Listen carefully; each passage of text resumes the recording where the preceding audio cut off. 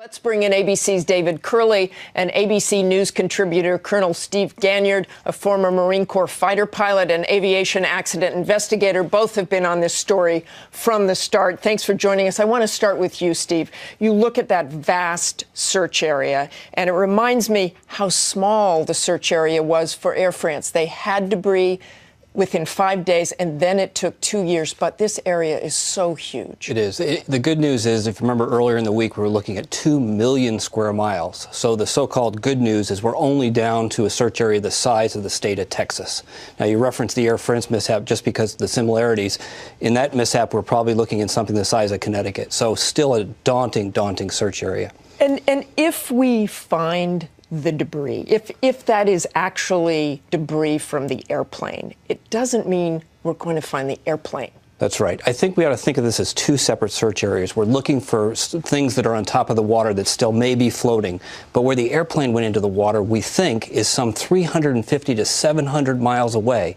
So even if we do find this debris, I don't think it's going to help us find the airplane that could be 700 miles away at the bottom of the ocean. Because of those currents, because of the place that the plane went in. David, but if they do find debris, if they just find the debris from the airplane, can that give us any clues to some what big happened? clues, some very large clues could come out of that, because we don't have much to go on right now. But if you pick up a piece of wreckage, you can tell whether or not there was a fire.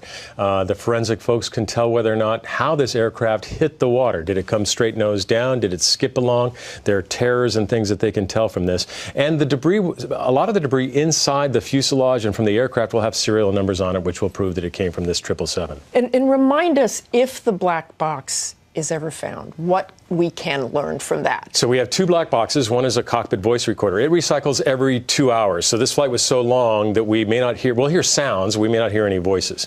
The flight data recorder on a newer plane like this, it's 11 years old, could have thousands of data points, at least hundreds and maybe 1,000 or more. And this is everything from what the pilots inputted into the system, what the plane was doing, how the fuel burn was going. It would be a godsend if we can find that flight data recorder. Steve, we're entering the third week of this. We've talked to you almost every day. Today, as you sit here, what do you think brought that plane down? There's still not enough evidence. There's really nothing that's happened in the past week that would suggest anything different in some of the theories we've been talking about for almost 2 weeks. Everybody still believes that the marginal evidence marginally suggests that there was a deliberate act by somebody in that cockpit. So beyond that, we really don't know anything more, and we need more facts, and time is running out. You know, I was thinking, the world is really riveted by this mystery. We have all gotten on airplanes, surrendered ourselves to two strangers in a cockpit, or watched loved ones go off and do the same.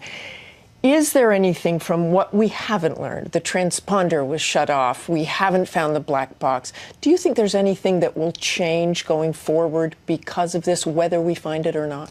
I think it's a matter of will. After the Air France mishap, there were some very good suggestions that the French civil authorities made to say, let's prevent this from happening again. None of them were implemented. Maybe now that we've had a second tragedy, something will happen. It's not the technology, it's there. It's just a matter of who's going to pay for it.